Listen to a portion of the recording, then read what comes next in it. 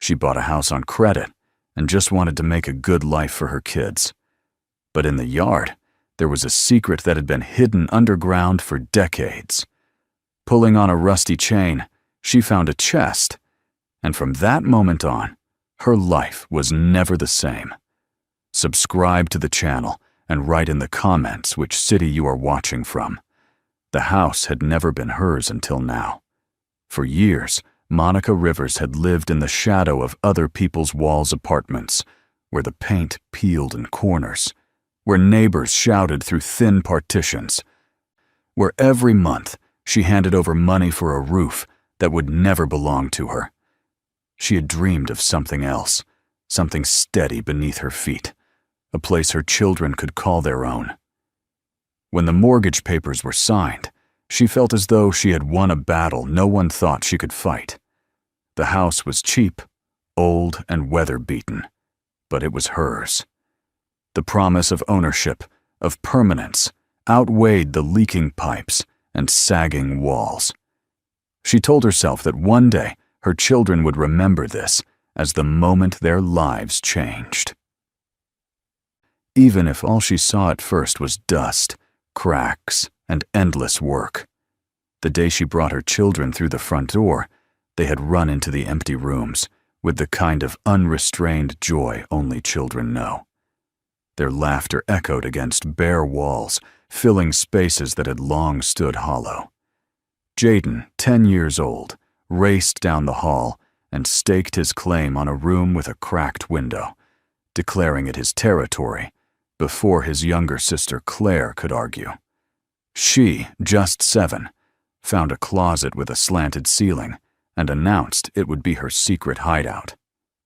Monica stood in the doorway, her arms heavy from carrying boxes, but her heart lighter than it had been in years. This was the beginning of something she had almost given up hoping for. The house showed its age in every corner. The kitchen floor was worn smooth, as if countless footsteps had ground the boards down. The bathroom tiles were stained, and the pipes groaned whenever she turned on the faucet.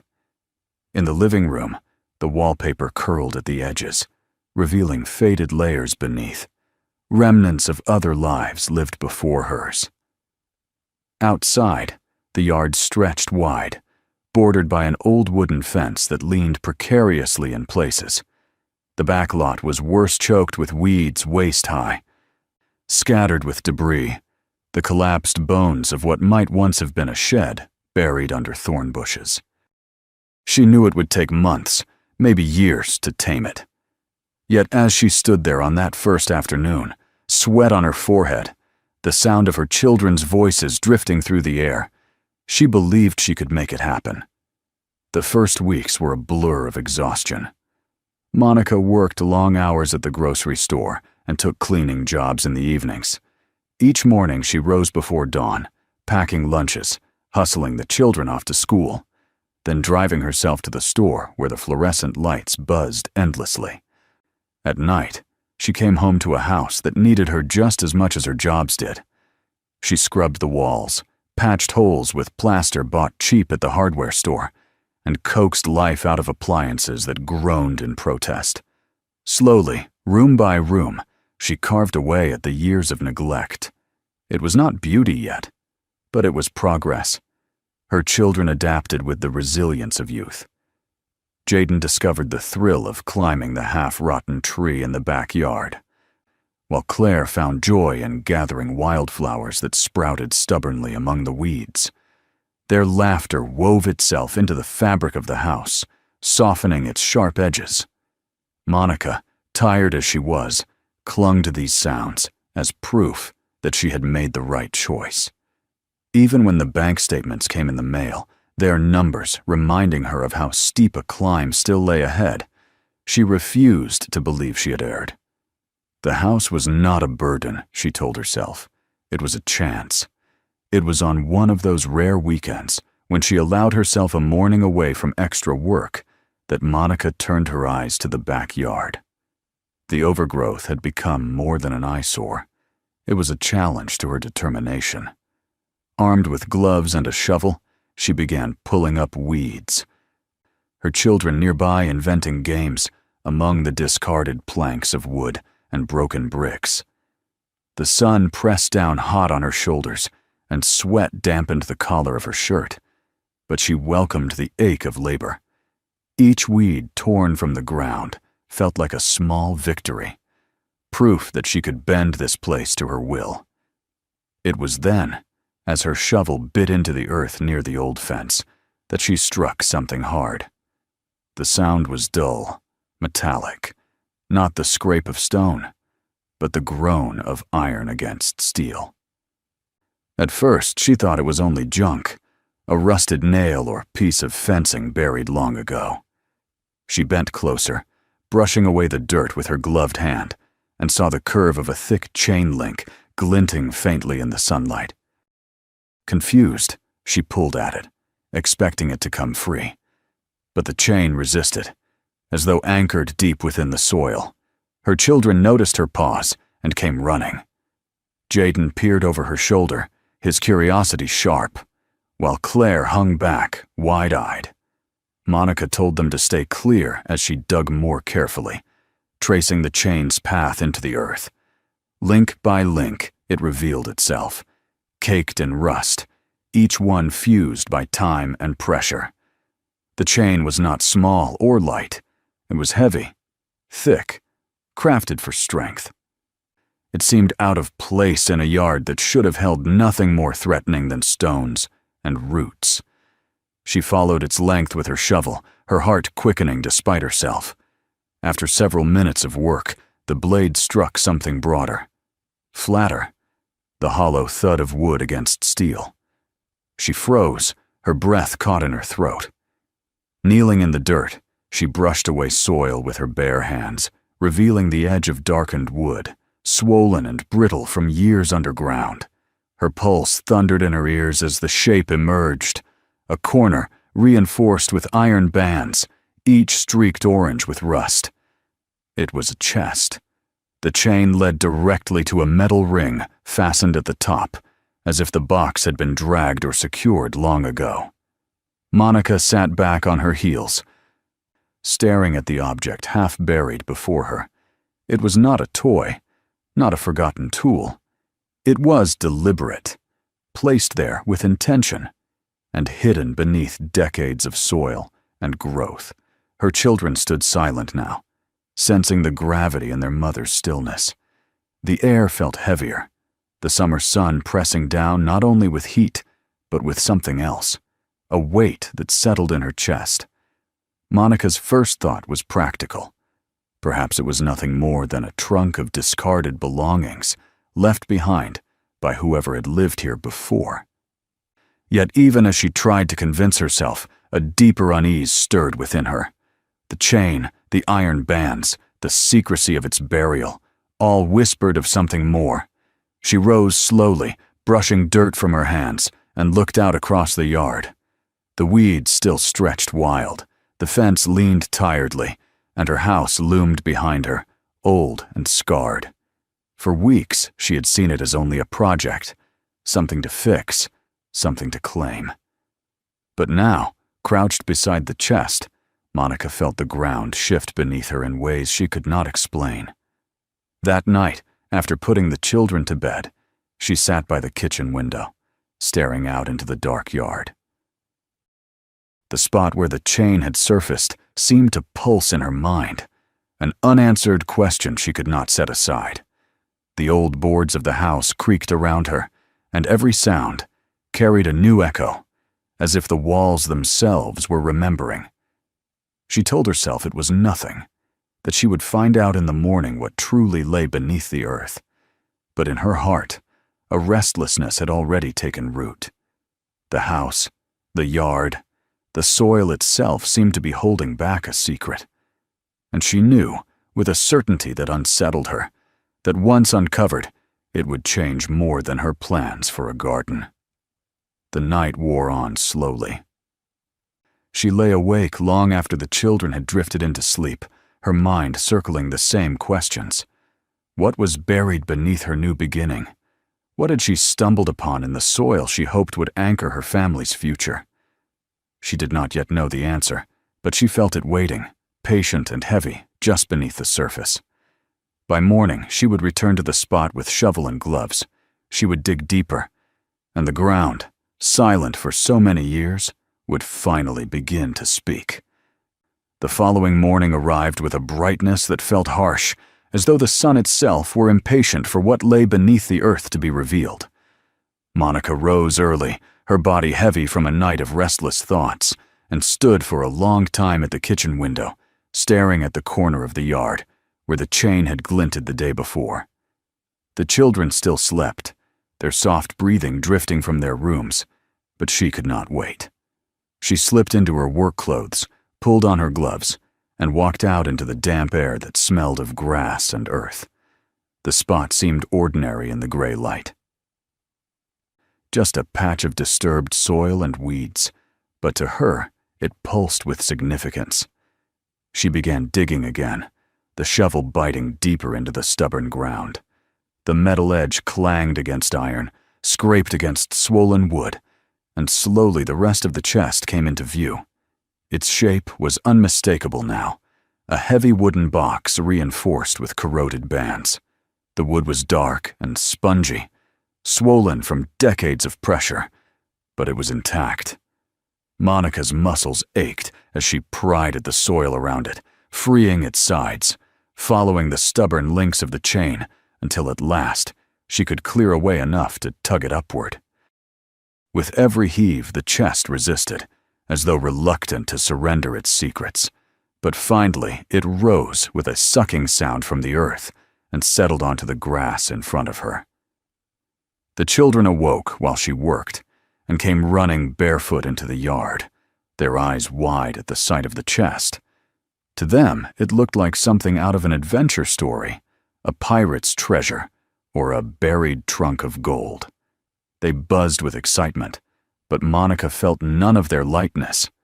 The chest was heavy not only in weight, but in presence, radiating an unease that settled deep in her bones. She told the children to keep their distance, their laughter dimming into wary silence as they watched her. The lock had long ago corroded, the clasp little more than a lump of orange rust. She braced the shovel under its edge and pried. The brittle wood groaned, splintering in places until with one sharp crack, the lid gave way. A breath of stale air rose from inside, thick with the smell of rot and time. Monica hesitated, her hands trembling as she lifted the lid wider, then froze as her eyes adjusted to the shadowy contents. Inside, half buried in dirt and fragments of cloth, lay objects that made her recoil. Rusted shackles coiled upon themselves like sleeping serpents, their circular bands still unmistakable in shape. Chains lay tangled, their links fused by time but still intact. She reached out to spite herself and lifted one of the cuffs, startled by its weight. The iron was cold and unyielding, heavy in her palm. For a moment, she imagined the feel of it clamped around living flesh, the ring cutting into skin, and she dropped it back into the chest as if burned. The metallic clank rang out in the morning air, startling the children and echoing too loudly in her ears. Beneath the pile of rusted iron was something else. Monica brushed aside debris and pulled free a bundle of papers wrapped in the brittle remains of oiled cloth. Her breath caught as she unfolded them, her fingers careful on the fragile edges. The ink had faded, but the words were still legible. Names filled the pages in neat cursive, each one followed by numbers and remarks. Some were crossed out, others carried short notes. Sold, escaped, dead. Her stomach knotted as she realized what she held. These were not random papers. They were records, inventory of human lives reduced to transactions. She turned to another page and found lists of ages, places, amounts of money scrawled beside them. A heaviness pressed down on her chest as she read. She did not want to see more, but her hands moved anyway, compelled by something beyond curiosity. In another bundle she found letters, written hurriedly, the words cramped, as though the writer had been in fear. They spoke of men searching the countryside, of hounds and patrols, of routes north, of hidden barns and fields where food and shelter could be found. The letters carried no names of senders, only the urgency of those who had risked everything to write them. The world around Monica seemed to still as she sat in the grass with the chest before her. The children's voices blurred in the background. She could see, as if superimposed upon her own yard, figures moving in the night. Their footsteps quick, their breaths harsh, chains rattling or broken, eyes darting toward the shadows in search of refuge. She saw men dragging the chest, burying it, hiding it from discovery. She saw women and children pressed into silence, their bodies bent beneath the weight of fear. And she saw her own hands now holding what had been left behind, evidence of suffering that the ground itself had guarded all these years. She gathered the papers back into their wrapping and placed them carefully on the table inside the house, then returned to the chest, staring at it as though it might move on its own. The shackles seemed alive in her memory. Their shapes burned into her mind. Every sound in the room was amplified, the creak of the floorboards, the whisper of the breeze through the broken screen door, until it felt as though the walls themselves were listening. That night, she could not eat. The children begged her for stories of treasure, but she could not give them the answers they sought. Instead, she tucked them into bed and sat alone at the kitchen table, the bundle of papers spread before her. She read until her eyes blurred, absorbing the lists of names, the brief, cruel remarks, the hurried lines of letters. The weight of it pressed against her chest like an invisible stone. She thought of the years she had fought just to keep her family afloat, the debts, the exhaustion, the hope that this house would bring a new beginning. Now it seemed her new beginning had been built on ground that remembered something much older, something darker. As the hours stretched into night, she imagined the lives behind the names. Each one was a story that had been reduced to a word on a page. She thought of mothers clutching their children, of men fleeing into the night, of footsteps pressing into the same soil her children now played upon. The thought filled her with dread, but also with a strange sense of responsibility. She could not unsee what she had found, could not bury it again, and pretend it had never been there. The walls of the house felt closer than ever, the air thick with unspoken voices. She tried to imagine her father's voice, her mother's laughter, anything to anchor herself. But the weight of history was stronger. She sat for hours, turning the papers over and over, until at last the first light of dawn slipped through the window. Her eyes burned from lack of sleep. But she knew one thing with certainty. She had unearthed something that was not meant to stay hidden. The chest in her yard was not just an object. It was a message, and it had chosen her to uncover it. By morning, the ordinary rhythm of life seemed far away. She fed the children, walked through the rooms of the house, tried to lose herself in the tasks of cleaning and repair. But everywhere she looked, the weight of what she had found intruded. The creak of the floor was no longer just the sound of old wood. It was the echo of history. The soil outside was no longer just a yard to be cleared. It was ground that had hidden voices. She had bought the house to find security, but instead, she had uncovered something that tied her to a legacy she could neither ignore nor fully understand. That evening, as the sun dipped low and the sky turned orange over the roof lines, Monica stood once again at the spot where she had unearthed the chest. The earth was scarred from her digging, the grass bent and trampled, but the air was quiet. She closed her eyes and listened. In that silence, she felt the presence of those who had come before, whose lives had been bound to this soil. She felt the past pressing against her, heavy and undeniable. She did not yet know what she would do with it, but she knew that her life, her children's lives, and even the meaning of the house itself had already changed. The ground had spoken, and it would not be silenced again. The days that followed passed in a haze, as if time itself had shifted since the moment Monica unearthed the chest. She could not look at her home in the same way anymore. What once had been just an aging house bought with desperation now felt charged with memory, carrying with it the weight of lives that had crossed through its soil long before she and her children arrived. The chest sat in her kitchen, its wood crumbling, its contents spread carefully across the table. Every time she walked past, she felt its presence tug at her, reminding her that the discovery had changed not only her sense of place, but also her sense of herself. She tried to focus on ordinary routines. Each morning she woke the children, prepared simple breakfasts, and sent them off to school. She folded laundry, swept the floors, and patched up corners of the house, still demanding repair. Yet nothing felt ordinary. Even when she forced herself to scrub at stains or mend a broken hinge, her eyes would stray toward the table, toward the shackles piled in their rusted heap, toward the fragile papers that trembled at the slightest movement. Her hands, roughened from years of labor, trembled whenever she picked them up, afraid she might destroy them, yet unable to keep from touching them again and again. The names haunted her most. She had read them aloud in a whisper, her voice trembling as though speaking them could call the people back into existence.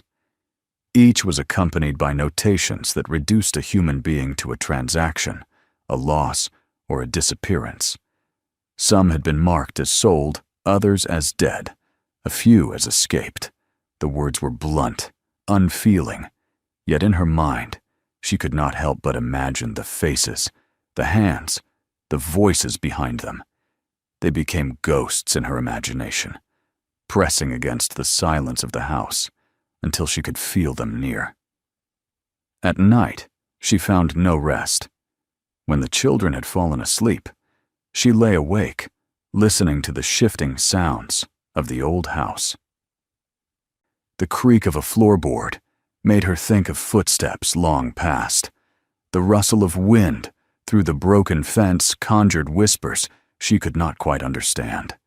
She felt as though she was sharing her home with countless unseen presences, not malevolent, but insistent, pressing her to acknowledge them. The land she had bought was no longer only hers, it was theirs too. Fear tangled itself with responsibility. She thought of the mortgage papers stacked in her drawer, of the debt that hung over her head like a storm cloud. If she told anyone of the discovery, if historians or officials came, the land might be claimed for preservation. She might lose everything she had fought to gain. The idea made her chest tighten with panic. This house had been her desperate gamble, her last chance at stability, and she could not imagine giving it up.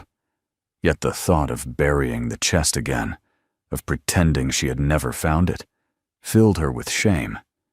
To silence it would be to silence the lives it represented, to bury their memory again beneath the soil. Her children sensed her turmoil, even if they didn't understand its depth.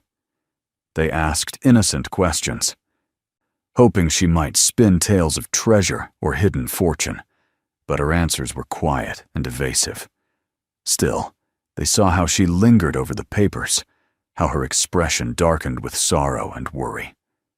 Jaden sometimes tried to make her laugh, hoping to ease the heaviness he could feel in her, but she smiled only briefly before sinking back into silence. Claire grew more cautious, tiptoeing around her mother as if afraid to disturb her. Their young eyes watched closely, absorbing the weight of the moment, even if they could not yet name it. One afternoon, when the sun was setting and painting the sky in streaks of crimson, Monica carried the shackles out to the porch and held them in her lap. They were colder than the air around her, heavier than she expected each time she lifted them. She turned one over in her hands, tracing the rough edges where iron had eaten into itself over decades of corrosion. She imagined again what it might have been like for someone to wear it, for it to close around a wrist or an ankle, a constant reminder of captivity. The thought sickened her, yet she forced herself to hold the iron longer, as though to bear witness through touch alone. She thought of her own struggles, the endless labor, the debts, the weariness that clung to her every day. Yet all of it seemed small compared to the voices of those who had been chained, those whose names now whispered from the fragile papers. Her hardship was real, but it was not the same. What she had found was a story of survival, of suffering beyond her own imagination, and she knew that the ground beneath her feet had carried it long before she arrived. The conflict inside her grew sharper with each passing day.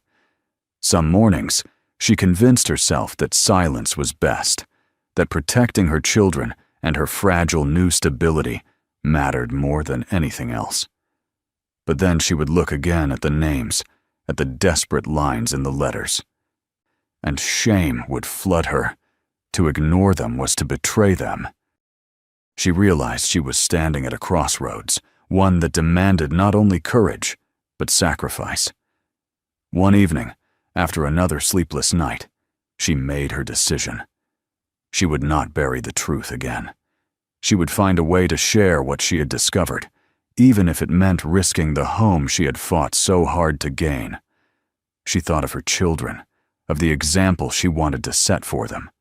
She wanted them to grow up knowing that truth mattered, that the voices of the forgotten should never be silenced, that sometimes the greatest act of love was to carry a burden that belonged to many, not just yourself. The next morning she gathered the papers and set them carefully into a box, wrapping them to keep them safe. She did not know yet whom she would contact, whether a local historian, a teacher, or perhaps a university in the nearest city. But she knew she would not keep this to herself. She looked at the children, who sat eating breakfast with wide eyes, sensing that something important had shifted. She did not tell them everything, but in her heart, she believed they already understood, more than their years suggested. Later that evening, she stepped once more into the yard, the air cool and quiet, the soil still scarred from where she had dug. She stood at the place where the chain had first surfaced and stared down at it. The ground seemed ordinary, no different from any other patch of dirt, yet to her it had become sacred. She whispered softly, not to the children playing inside, not even to herself, but to the unseen lives tied forever to the soil. She promised she would not bury them again. She promised she would let their story be heard. As she turned back toward the house, the lights glowing faintly in the windows, she felt a strange calm settle over her. The house was no longer only a home built of wood and plaster, no longer just her gamble for survival. It was a place of remembrance, a witness to history that had waited silently until she arrived. She had not sought this role, but it had found her, and she could no longer turn away. The house spoke now, not in words, but in the weight of its silence, in the voices hidden in its soil, in the iron and paper she had drawn from the ground. And Monica knew she would carry that voice forward, no matter the cost. If this story moved you, make sure to subscribe so you never miss the next one. Take a moment to watch the next video waiting for you right now. There are many more stories worth discovering. And don't forget to share this video with friends and family. Some stories are too powerful to keep to yourself.